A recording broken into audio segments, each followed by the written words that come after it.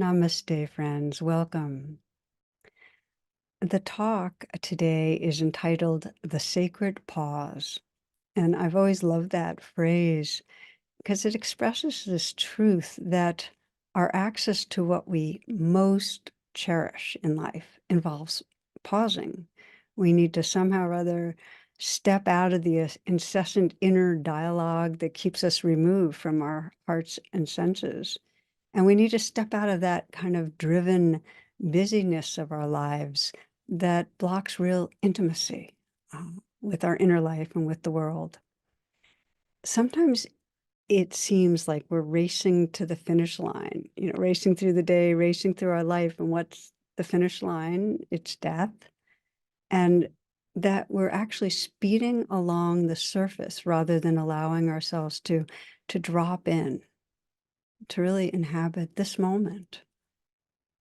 I heard a story years ago about a young mother, and she was diagnosed with cancer and told she had a year to live. And her mantra became, I have no time to rush. No time to rush. So whether we have 1 year or 40 years, if we're rushing through our life, we're not living fully, we're not able to love fully. And I know during holiday season, it can actually feel very compressed. So I hope this talk invites you to pause and touch that aliveness and that loving and that mystery that's always here. It's intrinsic to our deepest being. May you enjoy. I was moved by an NPR story this week that I wanted to share with you. It was about some trauma workers, a team at the University of Virginia emergency room, and they described having, over time, been with so many people that died that there was a kind of numbing going on. And recently, after one of the patients died, one of the nurses just stayed for some moments. She took a pause and she just offered her prayers. And then the next time it happened, the whole team stayed with her. And they all paused for a few moments. And each one reported feeling really touched, like that allowed them to sense the wholeness of that being, that this was not just an object that was, checking off the list. This was like a being. And they sensed a kind of sacredness to the process by taking those few moments to pause. And then after that, teams through the hospital picked it up, and now it's kind of spreading around the country, which is so wise and beautiful. And we can sense it in our bodies that we need to be able to pause when we encounter, whether it's death or birth, our stress, our beauty, our moments with each other in a certain way, that it's in the moments of pausing that we really, the pause actually creates a space that light comes through, that we actually touch into kind of a natural luminosity, presence, intelligence, creativity. I've often quoted Martha Postlewaite, the poet who writes that line, create a clearing in the dense forest of your life. And it's what an amazing line. We all can feel it. So pausing is really a way of reconnecting with what I sometimes call being states, very essence states. It express who we are. At one point, the well-known pianist Arthur Rubinstein was asked, how do you handle the notes as well as you do? And I loved his response. It was really immediate and passionate. He said, I handle the notes no better than many others, but the pauses, that's where the art resides. So you understand, right? That we'll actually have the pausing and learning to pause as the theme of our reflection together, and we'll emphasize really pausing when we're caught in reactivity and stress. That's when we most need to pause. But really it's pausing as a part of the healthy rhythm of our lives. In another poem, Judy Brown, this is called Fire, says, "What makes the fire burn is the space between the logs, a breathing space. Too much of a good thing, too many logs packed in too tight can douse the flames almost as surely as a pail of water would. So building fires requires attention to the spaces between. A fire grows simply because the space is there, with openings in which the flame that knows just how it wants to burn can find its way."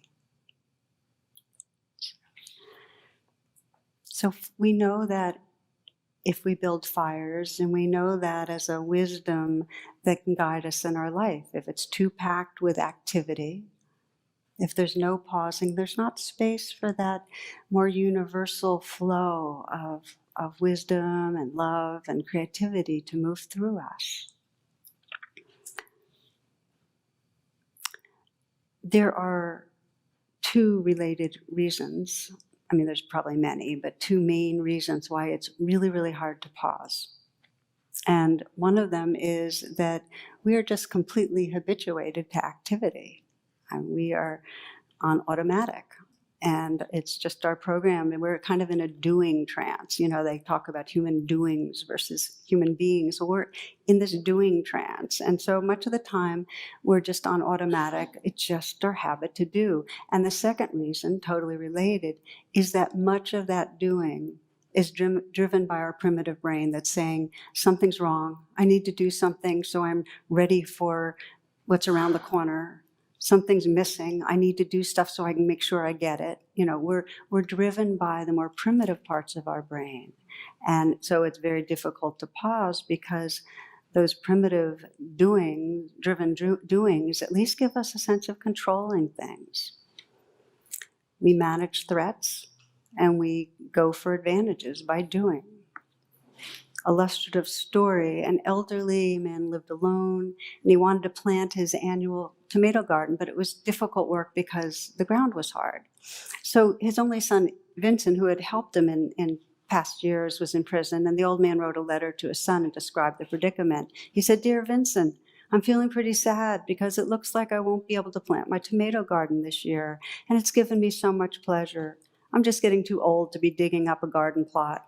I know if you were here, my troubles will be over. I know you'd be happy to dig the plot for me, like in the old days.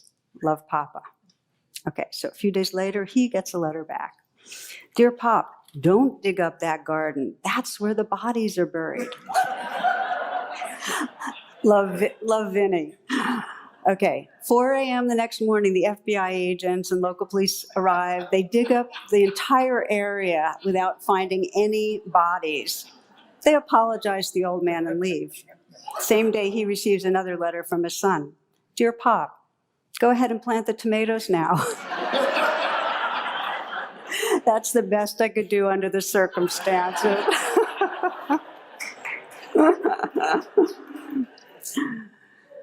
Okay, so the reality is there are threats to avoid and there are advantages to take advantage of and go after, and we need to respond and be active in our life. And the problem is this, that we get hooked on that. We get hooked on thinking there's always something that's missing that we need, and there's always something that we're fearing or that's threatening. And so we get locked into incessant doing. And there's none of that breathing space that we can intuit, just the way a fire to burn brightly, for our lives to burn brightly, we need some spaces. I mean, we know it. We need to sleep in order to physically have our full health and our vitality. Well, we need to mentally pause. We need to stop the incessant narrative, the stories going on in our mind, to have a space where a deeper kind of wisdom can move through us. So there's a training that is involved, and it starts with this intention to, okay, let's see if we can pause more, both through meditation and through the day. And one of my friends who is into publishing, is an editor in a publishing company, was working on this after reading the chapter on the sacred pause in Radical Acceptance. And he described he'd go to work and he'd sit at his desk, and his first, he had at certain times he was going to pause. He was going to pause before he started work. And then when after he finished an email, he wanted to pause, and a few different times, but he just completely would forget. So he put up a sign, and he described when he even remembered to look at the sign, because a part of him was like not looking at the sign either. He described it that every time he'd pause, he'd feel this enormous push in him, this kind of anxiety, the sense that by sitting there, he was going to miss out on something, that something was going to go wrong, that he wouldn't be ready for something. And we're talking about a 20-second pause, okay? But mostly what he said, he felt intolerable because he said in those moments he felt like he wasn't in control. And this gets to the heart of it, that the challenge in pausing is that when we pause, when we really and when I say pause, I mean stop goal-oriented activity, okay? When we just stop. That while that creates a space for the light to move through, first it creates a space for us to feel the vulnerability that's there. We have to be willing to feel the kind of hum of vigilance and anxiety that's really part of our organism, and kind of make peace with that. And then we find the space that life can live through. So don't take my word for that. Just, I'm hoping that you'll deepen, after this reflection, deepen your commitment to pausing, experiment, and notice when you just stop in the middle of things, the incredible push there is to just regroup and get back into action. There's an anxiety or a restlessness in us. So instead of pausing when we're stressed, we do the exact opposite, which is the primitive brain drives us into activity to defend ourselves or to grasp. And we end up, instead of pausing, being engaged with doings that cause harm and lock us in a doing self. They lock us in the feeling of a self that's in trouble, that's deficient, that's separate, that needs to keep doing. Before class tonight, I was meeting a wonderful group of a mix of teachers and students from the University of Maryland in Baltimore. And we were talking about what this pressure is to keep doing so much. And touching into that belief that so many of us have, that when we're not working hard, in some way we're falling short. In some way it reflects badly on who we are, deep in the culture. And of course, when we're with each other and there's a sense of feeling threatened, rather than pausing, one of the big ways that we react is aggressively. And how many times have we regretted we didn't pause instead of making that hurtful comment? We were hijacked by our limbic system, and because we didn't pause, we did something that created more distance with someone. How many times we regret pushing the send button before pausing? I could do a hand raise. We all know it, How many times we've regretted, hurtful gossip. We just kind of get caught in the swing of it and we feel a little slimed by it. Do you know what I mean? So we get caught in behaviors that, because we didn't pause and come back to what I think of as our more evolved sense of our being, we behave in ways we regret. And of course, the addictive behaviors we get caught in, again, because we don't pause, the urge moves right into the grasping, whether it's, for more food, or, the third bowl of Ben & Jerry's, or whether it's gambling, or whether it's sexual addiction, whatever it is. I often quote a 12-step sponsor who said that learning the art of the sacred pause is more valuable than a year of meetings. And of course, it's not an either or. We need all of it. But it's incredibly powerful to be able to stop. And I see it in spiritual life, how we bring in our kind of fear of not getting where we want to get, and our wanting to have certain states. And rather than pausing and arriving right here, there's a kind of leaning forward and grasping or a judging. One Zen story, a new student comes to the monastery and says, to the abbot, I want to join, and how long is it going to take me to be enlightened? And the abbot's, and you can feel the energy of it. This is not a pausing, stepping back into things. Abbot says 10 years. And so the student goes, well, what if I work twice as hard? And the abbot says, 20 years, Well, wait a minute, you just said 10 years. For you, 30 years,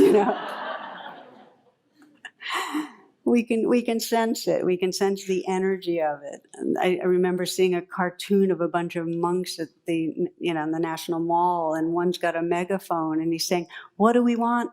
Mindfulness. When do we want it? Now, It was perfect. So again, I'm describing what happens when we get kind of hijacked by the limbic system and don't pause. We just get carried into the behaviors. And one of the places that it causes the most trouble is that rather than pausing, we have lifestyle habits that keep us distracted and immersed in mental preoccupation and working so hard that we're not really able to pause and be with each other. Because just as we don't want to pause and feel the anxiety of the moment internally, when we pause and really are in presence with each other, it opens us to the fear of, well, am I going to be accepted? Am I going to be seen in a bad light? So we don't pause so much with each other in that open-ended way without an agenda. And that creates a lot of distance. There was a study I read about University of Michigan, and they put together the findings of 72 studies. They're tracking the empathy in college students, and they said there's a 40% decline in empathy in college students, and most of it's happened over the last 15 years, and it's related to texting. Because when a group of students get together, rather than having a conversation and really letting it go deep, at least a few of them are texting while they're talking. And it's the general understanding that it's not safe enough to have deeper, more vulnerable kind of conversations, the kind that lead towards empathy. And this is a broader comment on, and I think that Nicholas Carr did it beautifully in the book, The Shallows, that as long as we're hanging out in virtual reality and getting pinged and trying to, track a lot of different channels at once, we don't drop in to the kind of pause that lets us really connect both with our own being and with others.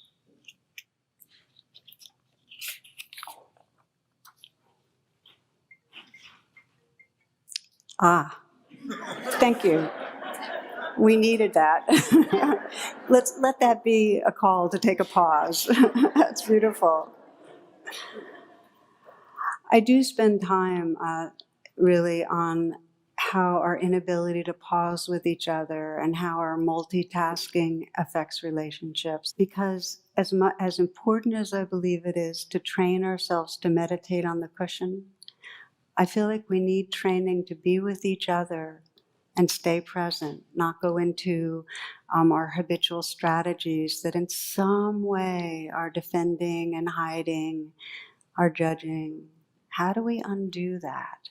So I invite you to check my website if you want to explore this. It's radical because it means being vulnerable, but it also means opening up the possibility of loving without holding back, really. So pausing is what I'm calling a portal, and it's a portal really to our potential in terms of full intelligence and love. And Viktor Frankl, this is the quote that I use the most almost, and I think of it as a mantra almost, which is that between the stimulus and the response, there is a space. And in that space is your power and your freedom. and also your love and your wisdom. So we need to know how to stop. Sometimes I just say to myself, stop, and it's not an authoritarian kind of stop or a demand, it's more of an invitation. Please, just stop. So we have strong conditioning not to pause, but we also have this capacity to, and it's, to me, an evolutionary marker. It's one of the big markers in our evolutionary unfolding. It's a central theme in the story of the Buddha, in the mythology of the Buddha. Some of you might remember this, that Siddhartha Gautama, the Buddha to be, was seeking enlightenment, and before he got to the Bodhi tree, he was seeking it in the striving kind of ways of, all sorts of austerities and the like. And after several years, he was emaciated and sick and close to death, and he said, there's got to be another way. At which point he had a kind of memory or vision of when he was a child and he had been brought, it was during the annual celebration of the spring plowing, and he was there sitting kind of with under this rose apple tree, and the older men were plowing away, and he was watching, and he saw the oxen straining to pull the plow, and he saw in the cut grasses the freshly overturned soil, the eggs of insects and he could see the insects dying, and so he could see the suffering, and that kind of opened his heart to the suffering that all beings experience in this living, dying world. And in that open tenderness, he also saw the blue of the sky and the graceful soaring of the birds and the scent of the rose apple tree, and he sensed the joy. So it was like he was in this space of relaxing back where there was room for the 10,000 joys and the 10,000 sorrows, and he touched a real experience of freedom, of just that open presence. Well, that memory basically let him know that it's an innate capacity to come home into our freedom, and it doesn't happen because we're striving really hard to get somewhere. It happens in the moments when we pause. When we pause all the doings and relax back into that being place. And this is what then guided him to sit under the Bodhi tree, and many of you are familiar with the story, where this is the total archetypal pause, where he came to rest under the Bodhi tree, and it was non-doing. It was just full presence with what is, and in that presence, in that space of non-doing, the light of the universe flowed through him. He saw the reality of who he was, that radiance, that compassion, that presence that really is our nature. So I share the mythology because it's really in every tradition that at some point, the most radical way that we can wake up is to stop the grasping to something else and stop the pushing away, stop the controlling. Just stop. Maybe in that spirit, why don't we just take a pause together? I'll do a little guided pause.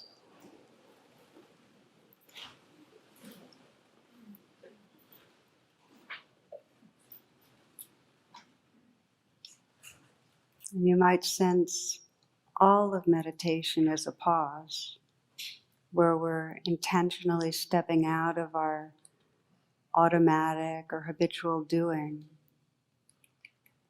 In meditation, we're discontinuing goal-oriented activity. And then within meditation, we get lost in thoughts that are trying to get us somewhere or figure something out, or worried thoughts, and we just keep re-waking up. We relax back into that non-doing presence. You might sense with meditation there's subtle goals, like let me try to quiet my mind or relax in my body. But they really are goals in service of pausing and non-doing. So experiment for this next short while, this kind of undoing, this relaxing back over and over, so that no matter what comes up, you just notice it and relax.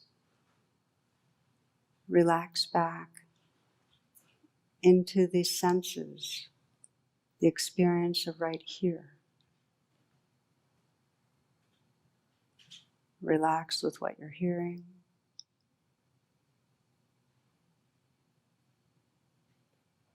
Relax with the sensations in your body.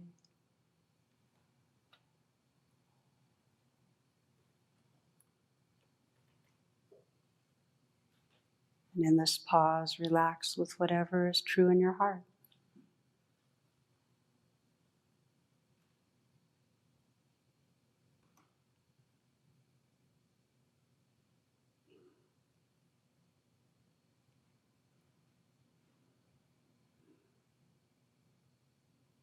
When a thought comes up to carry you away, when you notice it, you just relax. Just pause for a moment and relax back again, inhabiting the pause.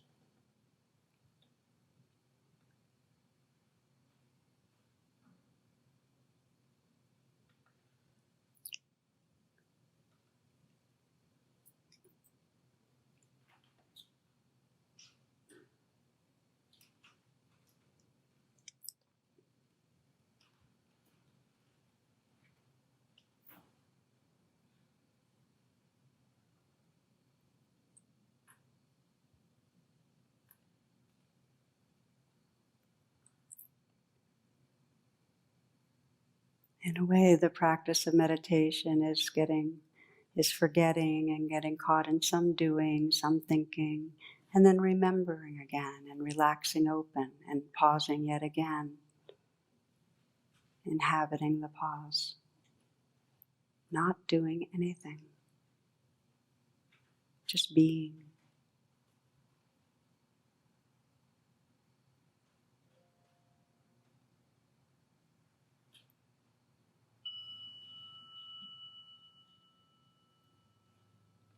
So as you open your eyes, you might take with you the consciousness of a pause for this next piece, where we'll be exploring a bit how do we pause when we're in reactivity. But first to say, you practice the pause and build the muscle of pausing. That's what meditation is doing. It's basically saying, get lost in doing, recognize it, relax open and pause again, just arrive right here. And then we can practice informal pausing through the day. And I hope you'll, after reflecting on this, just give yourself different times of the day that you say, well, 20 seconds. It's amazing. Your whole biochemistry and your whole perspective shifts with a 20-second pause. You can do it after you hang up the phone or after an email. Or you can do the 20 seconds as you're walking in outside. Just stop. It's amazing. Just stop and completely drop everything and just open your senses. Or while you're conversing with a friend, if it's a person that doesn't think you're weird, just stop together, pause together. Or when you first sit down at your desk in the morning. I like to do it when I drive somewhere and when I stop the car before opening the door, just stay for a moment. You'll find that it disrupts the trance and brings you here. So what we'll notice when we pause then, as I mentioned, is you'll feel a real tug to get into activity. And the trick is to just stay. I saw a little cartoon with two dogs in a conversation, and one was saying, I had my own blog for a while, but I decided to go back to just pointless, incessant barking. Thought that was cute. So when we seize activity, we kind of wake up out of the trance we're in, the doing trance, and we actually touch into a very unfamiliar it's a mystery. We just, in the non-doing, when we're really not doing, it feels like a mystery, and it's a lot of aliveness. It's most necessary, though, to be able to start extracting ourselves from the trance when we're in reactivity. So let's just talk about pausing when we're reactive. Now, one of the best pieces of research in a relational field was John Gottman, who described he'd work with couples when they were hijacked, they're in a reactive place with each other. He had them wired so he could track that. And he would tell them, oh, something's wrong with the equipment. we need to take a break for a moment. He'd send them to do different places. And 15 minutes later, he'd bring them back, rewire them, and they would resume the conversation, but very much more mature, resourceful, and able to work out what was going on, because what had happened. They had a 15-minute pause, the classic timeout, where and your adrenaline gets absorbed back into the system in a certain way in 15 minutes. And so they had kind of come out of their limbic hijack and they were more online. The frontal cortex was more engaged and they could work it out. Well, that, interestingly, that research is done without any practice. So they were just, the pause worked just because with time, the 10, count to 10 works, right? There's some chilling out. Add into that the strategies of mindfulness, where you actually are intentionally pausing and intentionally arriving and inhabiting the moment, and it doesn't take 15 minutes.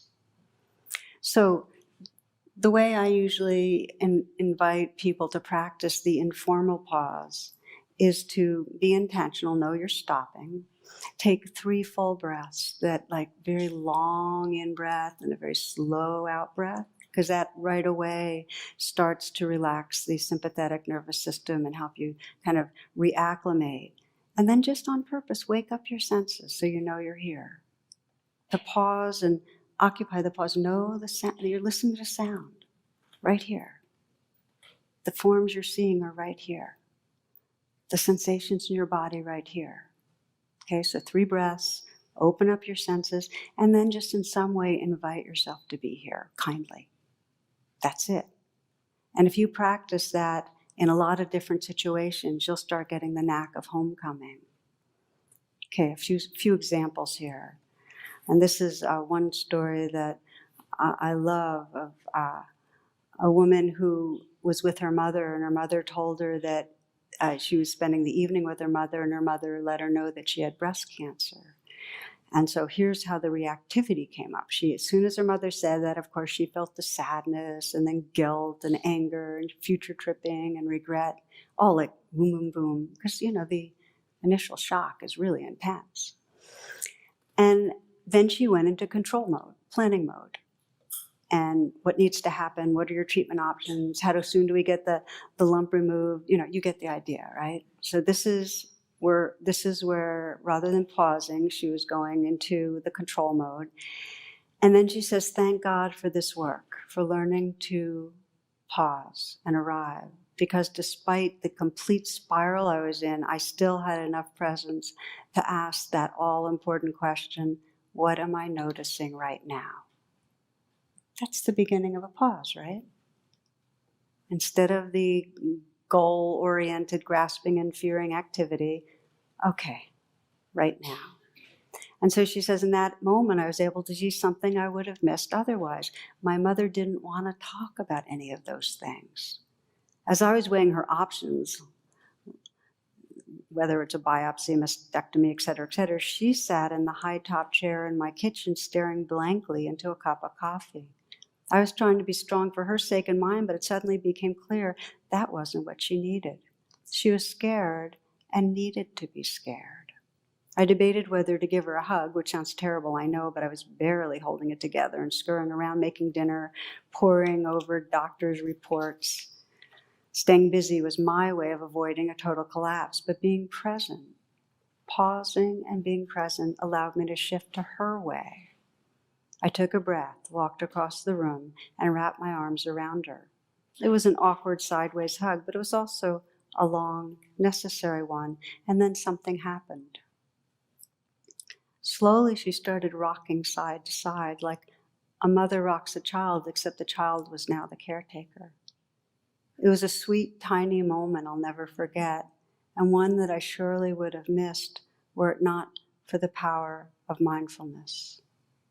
The blessing of a pause. This shift that happens in a pause from being in the grip of the controlling self, which is our more familiar identity, to, in that pause, opening to inhabit really loving presence, a sensitivity. that can then respond to our world with some wisdom. So that's an example I wanted to share, because our whole sense of identity shifts, and also how we relate to our world. Now, in another situation, one man had a repeating nightmare. And his nightmare, he was being chased by this kind of shadowy, partially masked figure that was terrifying. And he couldn't directly look at the figure. He felt like if he did, he would die. So each time the dream would repeat, he'd just be running until he'd wake up in a cold sweat.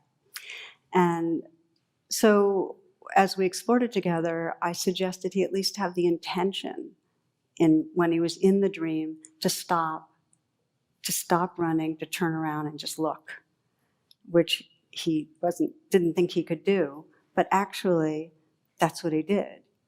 One of the times he stopped, he turned around, he looked, and as he looked more closely, what he saw was a kind of caricature of the Phantom of the Opera, a cartoon, which actually, as a child, had totally frightened him, which I can relate to, because that was one of the scariest things to me as a child. But anyway, that's why I remembered the story. It was like a cartoon of the Phantom of the Opera, and then the cartoon figure dissolved. And that was the last time he ever had that nightmare. It's radical to pause in the times we most need pausing, and one of the women in our group talked about this today before class. When we most need it is when we're most stressed. We need to stop. One more story for you. This is another mother-daughter story that really always has stayed with me. And in this one, a woman was talking about how, what a standoff she had with her mother, and her mother both terrified her and enraged her. And when she kind of opened up to some imagery, her mother was like a dragon breathing fire, and the fire was always criticism, and it went really deep. So she either avoided her mother, she was running from the dragon, or she would burst out in rage that seemed really inappropriate. It was just built up. So in therapy, we just practiced, when she'd start having those feelings, pausing and being with them, until in time, in the pausing and being with, she started finding she had the space for them, which is the gift of mindfulness. That when we're with and we bring a clarity and a kindness, we find there's space for what's there, and we're no longer in reactivity to it. We're larger, and that shift in identity is the whole deal, because then we can respond with wisdom. So in therapy, she had many rounds of that. And what she most wanted was, when she was in person with her mother, to be able to pause and actually pull that off, stay with herself. So it happened when her mother confronted her over the holidays when they were all together. She confronted her, this is a young woman in her 20s, with not having a job. She was between them. And a lot of stuff got stirred up, but she didn't shrink or attack. Instead, she responded in some way that didn't give her mother fuel, in which case her mother turned the attention somewhere else. But inwardly, she kept pausing, and all the stuff that was stirred up, the agitation, the sense of fear, the shame, because her mother made her ashamed of herself, she just breathed with it. She stayed in the pause. And she knew how to say, this feels horrible, and I can handle it. Because that's what happens when we learn to pause. We actually get that we can deal with it. And so as she stayed with it, as happened when she was in therapy, space opened up, and not just space, but a real sense of tenderness. And she could feel her own woundedness, but also feel the sorrow that, she started being able to look at her choices with more clarity. She could stay, she could leave, she could confront her mother, she could let it slide. But see, in that space, she had more choices. As it happened, she stayed, and she started being able to witness her mother, because she had more of that kind of presence from that pause, and be able to see this woman who was really ensnared in her own insecurity, who had kind of her hands in fists, her words were tumbling out of control. And it really touched a sense of compassion with her, so much so that she told me that when they parted later that evening, she was actually able to look her mother in the eye and kind of touch her lightly on the arm and smile. Contact. So this is, again, what I call the sacred art of pausing. And it's much more challenging when we're in the midst of something with another person. But I thought, given the practice that we just experiment right now, give you a chance to sense into bringing the pause in this kind of radical way to a situation where you get stirred up. So it'll just take a few minutes to try this, and it's short, so try it on your own after class.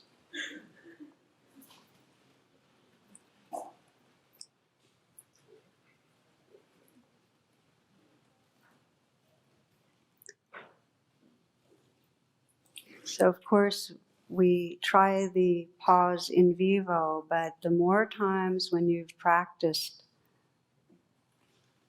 on your own, the more you've got the pathways in your brain and the feelings in your body that'll help you when you actually are in the situation. So you start this meditation with a pause.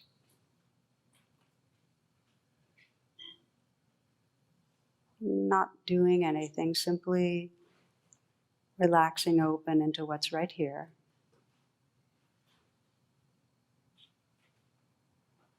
You might just notice your body breathing.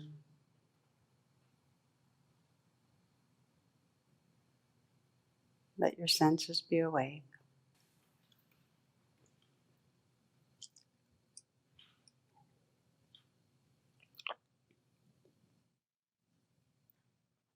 And you might bring to mind a situation where you pretty regularly get caught in some level of reactivity, where you maybe act in ways that don't express the most mature or awake part of your being. Could be something at work, at home, with a friend or family, children, partner, parents. It's something that involves another person.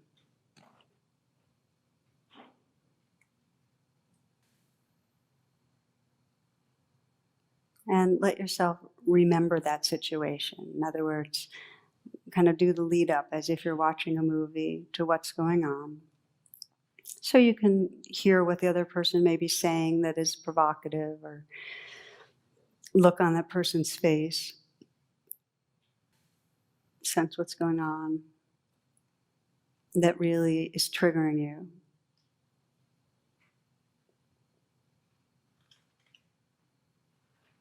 And just pause at the key frame. Pause when you, right before maybe you've reacted fully. Pause when you wish you could pause. And in that pause, as I described, go ahead and take those breaths. Just right now, take those breaths. A nice full in-breath and a slow out-breath. And again.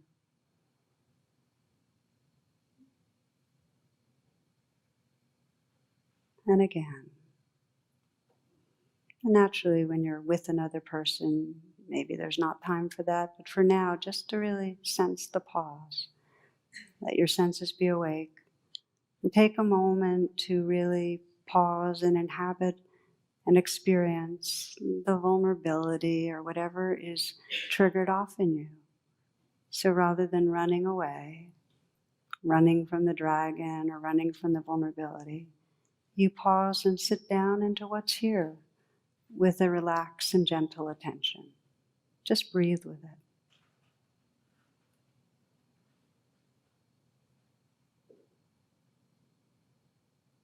Just like the woman with the dragon mother, you can sense, okay, this doesn't feel good, and I can be with this.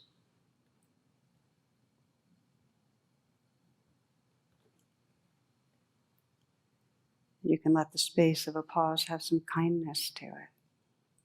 You're just opening to what's here with a gentle quality of attention.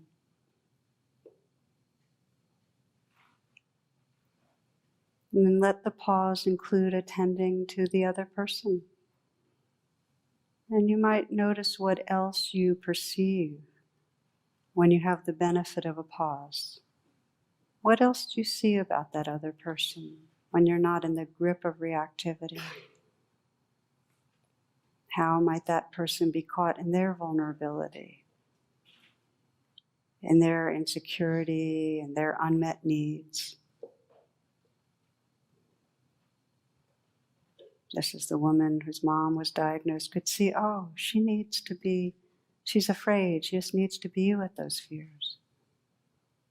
You might sense what this person's needing or feeling.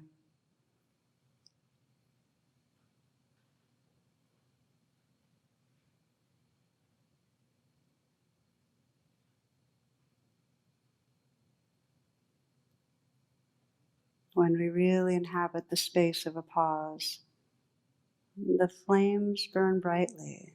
We are really filled with light. We can see more, feel more, respond to our circumstances with more awakeness and open-heartedness. Sense out of the pause how you might respond, how your deepest nature can come through and guide you.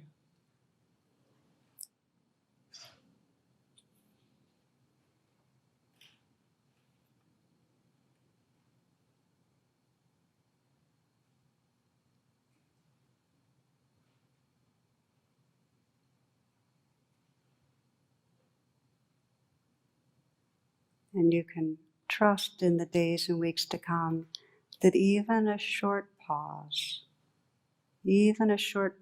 begins to give access to those being qualities, that deep intelligence and love and creativity that is really our nature. Now, if you'd like to open your eyes, please do. And if you want to listen with your eyes closed, that's fine. Do just a tiny bit more here. So as we awaken, much like building a fire, it becomes more and more intuitive and spontaneous. Oh, need to create some space. Need to stop figuring out, because I'm going in a kind of circular little trance here. Just be. We just know when to stop more and more, to create the space to let that light shine through. And similarly, just as we're opening to the joys and sorrows in us, we sense with the other people how to, rather than fix them or do something or react, how to create some space to let what needs to happen. I remember some years ago hearing a story about a 4-year-old child whose next door neighbor was an elderly gentleman, and he was recently widowed. And so one day the little boy noticed the man sitting out on his porch crying, and he went into his yard and he climbed on his lap and just sat there. And his mother looked over and she saw her son and the old man sitting together. So when her child came home, she asked him what he had said to the neighbor. And his response was this: "I didn't say anything, Mommy. I just helped him to cry."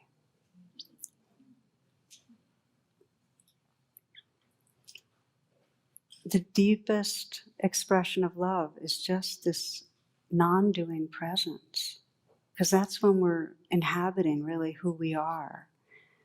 Now, we've been exploring this really on an individual level thus far, that when we create the space to pause, this life burns more brightly, the light comes through. And the same process unfolds in a societal way, when rather than the cycles of blame and reactivity, when conflicting people can pause, okay? When we can begin to step out of our agendas and our fears and our reactivity, that's where there's this magic that happens, where we see past the mask. When people of different skin colors, of different races, of different beliefs or religions or lifestyles, whatever it is, that are in conflict, that have conditioned fears and aversions, actually pause together and deepen presence, they see past the mask, and then we begin to see, oh, just like me, you want to love and be loved. And just like me, you have fears that keep you pulled back. We get to see the reality. This is what we really need in the world. We need this training to pause and arrive in mindfulness and in presence. So I'd like to close in a very simple way to invite you yet again to just sense, okay, right here, right now, let me pause. Just to close your eyes. You don't even have to adjust how you're sitting. I know how we tend to want to compose ourselves for a sit, but just to take a moment again. You might have that voice inside your mind that says, just stop.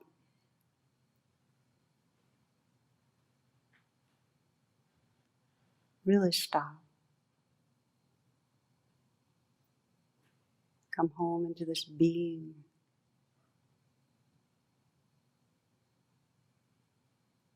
You don't have to try to be aware.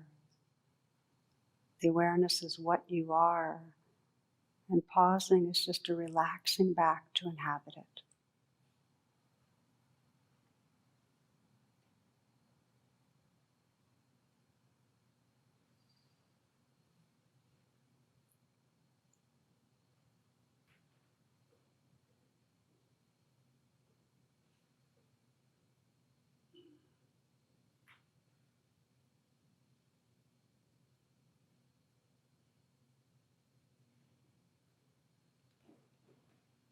And it's natural, even as we sit still, that the mind leaves the pause and goes into activity. And so our practice is just notice that. Notice and relax. Settle back again.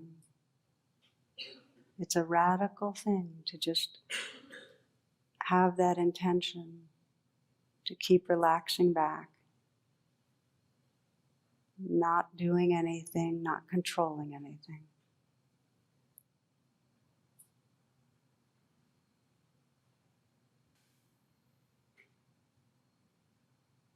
Utterly awake, senses wide open. Utterly open, a non-doing presence.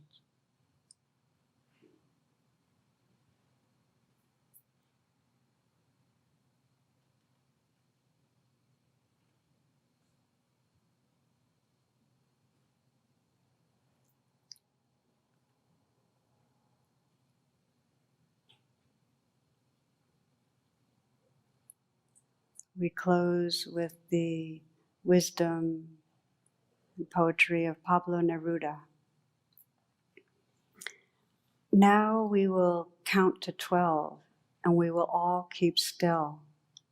For once on the face of the earth, let's not speak in any language. Let's stop for 1 second and not move our arms so much. It would be an exotic moment without rush, without engines. We would all be together in a sudden strangeness. Fishermen in the cold sea would not harm whales, and the men gathering salt would look at his hurt hands. Those who prepare green wars, wars with gas, wars with fire, victories with no survivors, would put on clean clothes and walk about with their brothers in the shade, doing nothing. What I want should not be confused with total inactivity.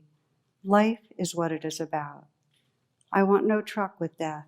If we were not so single-minded about keeping our lives moving, and for once could do nothing, perhaps a huge silence might interrupt this sadness of never understanding ourselves and of threatening ourselves with death.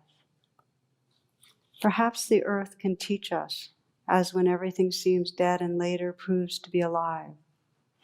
Now, I'll count up to 12, and you keep quiet, and I will go.